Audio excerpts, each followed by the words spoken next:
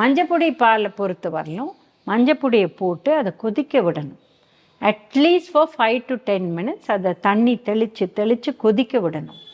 அப்போ தான் அந்த மஞ்சப்பொடியோட சத்தை அது உள்ளே இறங்கி அது உங்களுக்கு நல்லது. இது ஒரு மெடிசன். இது டெய்லி குடிக்கணும்னு அவசியமே கிடையாது. இது வாரத்தில் ஒரு நாள், இல்லை கோல்டு காஃப் இருக்குது அந்த டைமில் குடித்தா இன்னும் பெனிஃபிட்ஸ் நிறையா இருக்கும். அதிலே கொஞ்சம் மிளகு கூட போட்டுக்கலாம் காஃப் ரொம்ப இருக்கிறவங்க.